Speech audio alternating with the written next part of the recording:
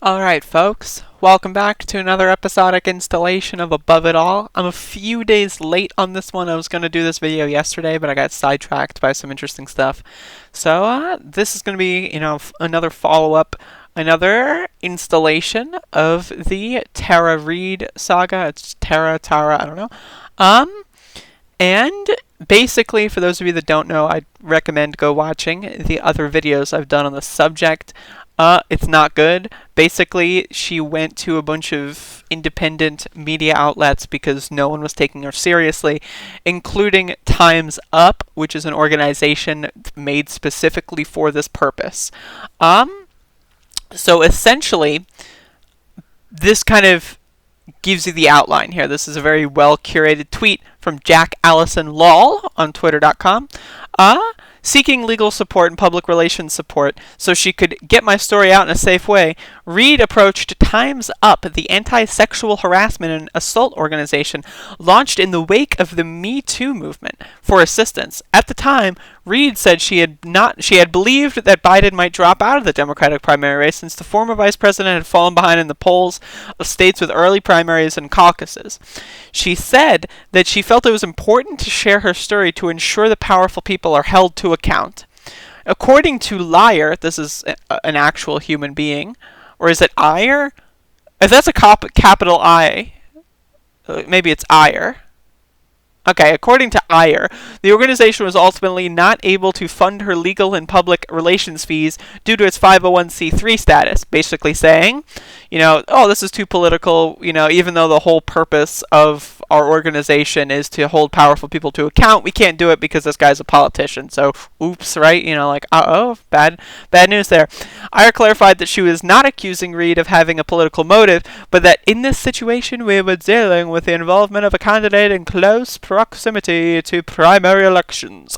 Despite that decision, Miss Reid continued to engage with us in trying to find attorneys until our conversation with her on March 2nd, after which we have not heard from her, Ire said. In that conversation, both the NWLC and Reid acknowledged that Reid had expressed disappointment with how long the process of finding representation and being able to share her story was taken. So basically, she was being strung along. The Intercept's article noted Time's Up decisions to turn down Reid's request for funding from the organization. The article also reported that public relations firm that works on behalf of Time's Up Legal Defense Fund, SKD Knickerbocker, had Anita Dunn as its managing director. Dunn serves as a top advisor to Biden's presidential campaign. This is where things get really fucking interesting, folks. This is where things go from oops, uh-oh, to bitch what? You know what I'm saying, right? Reid told Newsweek that she was unaware of Dunn's involvement in the Biden's campaign during the exchanges with Time's Up. Learning that was the case, she said, felt like a betrayal. It felt very much like a betrayal. I had entrusted them with information that is deeply personal and hard. They didn't inform me of their ties to Biden. Right? Okay, and then you have, to top it all off, the Joe Biden campaign donated to this organization with at least $1 million, not at least $1 million, but nearly $1 million. Around $880,000 has been donated to this organization from the Biden campaign. Not like Joe Biden personally, not like, organizations tied to Joe Biden, but the Biden campaign directly. Unbelievable. So in this situation, you have she's trying to get into there in February. They're basically stringing her along, trying to just run out the clock so that Joe Biden doesn't get assaulted with this stuff. I apologies for using this term in the opposite connotation, but I'm just, using words here. But so that Joe Biden doesn't get bombarded with this news before South Carolina or something. So they're literally stringing her along.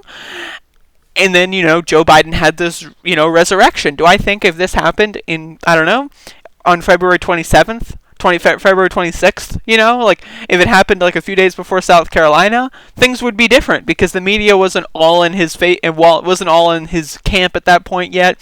The pre-Super Tuesday coalescence hadn't occurred yet. So, this could have been major to take down Biden. And of course, that's not necessarily the main motive, the main motive is justice, of course, but the problem is, like, again, they knew that this was happening. They knew that this was in the water. The Biden camp was literally funding these people. They didn't disclose that information, right?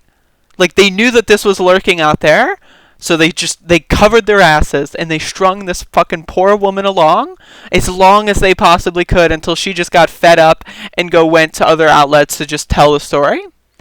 Can you imagine? Right? Like, I made this video yesterday about Simone Sanders deleting her tweets about Me Too stuff, like in the Brett Kavanaugh situation.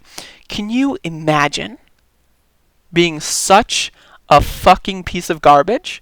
Like, such a fucking disgusting, absolutely repulsive piece of human garbage, trash, refuse, fucking shit piles of fucking trash that you have to be anywhere near these organizations? Can you imagine? Right? Like, Anita Dunn, right? Like, can you fucking, like, Simone Sanders, right? Like, Joe Biden himself. I mean, he's not, in my opinion, like, obviously he's the worst out of all of this, right? But, like, there's a special place in hell for the people that did this whole Me Too, like, remember, like, Alyssa Milano endorsing Biden? Like, it's like, just 3 years ago, right? Like, Al Franken got, like, pushed out of the Democratic caucus and, like, you know, pushed to resign by fellow Democrats over similar stuff. And not even similar, but it was, like, way less, and I'm not trying to, you know, discount anything or here, but, like, raping someone, of course, is much more severe than just, you know, molesting someone when they're sleeping or whatever. So, like, it's obviously they're both bad, but it just goes to show that, like, it's, you know, words don't exist, because at least Republicans are like, yeah, we rape people, so what? Like, fuck it, we're gonna cut corporations' taxes, so come on, vote for us, man, come on, man. But, like, the Democratic Party has this whole brand of being like, oh, social justice, oh. Like, remember when Elizabeth Warren did this whole... I fucking hate her. Just thinking about her, I fucking hate her. Remember when Elizabeth Warren did this whole bullshit? Like, oh, Bernie said a woman can never be president, oh! And then they made it into a big story. I fucking hate Elizabeth Warren, dude. I'm gonna get too upset here. But, and then, like, they made that a huge story, and then you had all these Democrats, like, all the same people going like, believe women! This is Elizabeth's Me Too moment, like, comparing a private conversation to literal rape, as if, like, Bernie Sanders, like, jumped over the fucking coffee table and fucking fucked her in the ass or something. It's like, I got this comment on one of my videos. It's like, I believe both Tara Reid and Christine Ford, but I also believe Elizabeth Warren. And it's like, the mental gymnastics and the sheer, like, distance between you and actual real life, right, on display to compare a private conversation in which Bernie, at least according to him, he said Trump would use anything and everything to get reelected, and that means attacking you for being a woman, and I think it would be tougher, right? Like, which is a totally reasonable statement, right? So, like, comparing that to rape, right? Like, you know, I'm not trying to be a tanky here, but honestly, at this point, this like, you know, what the fuck? Like, it's just, you know, what am I supposed to say to that? Like, it's just so bizarrely offensive. It's disgusting. It's every ing and ist in the book, and it's awful. And you have all these people working in tandem, and then as soon as Joe Biden, like, as soon as allegations of rape come out that are very credible and that have all this mysterious, nefarious circumstances behind them, right? Like, in, you know, her trying to go to these organizations, they had ties to Biden. Biden gave them nearly $1 million. Like, and then all these people that did, oh, believe Warren. Oh, this is Warren's Me Too movement. Like, these same people are silent. these same people are saying like, oh, Tara Reid posted something about Putin. Oh, yes. Vladimir Putin is controlling her. Like, if Vladimir Putin is controlling her, does that mean that Vladimir Putin is controlling Joe Biden? Because she was a Senate staffer for him in 1993. Does that mean that Putin was controlling him all along? I don't know. Anyway, so like it's again, like, I'm just giving you this information.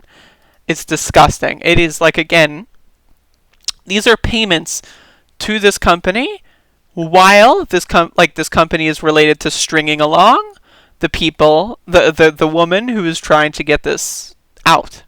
Like in early February, she was with these people, and then late February, on the 27th, right before South Carolina, right, like right before South Carolina, $250,000 from the official. Oh, again, it's depressing. It's depressing. This is depressing. We're gonna have a general election ballot. Rapist A versus Rapist B. There was this reporter that was like, well, if both of them are rapists, well, they're both racists as well, but if both of them are rapists, why not vote for the rapist with better policies? She deleted her tweet, but still, it's just like,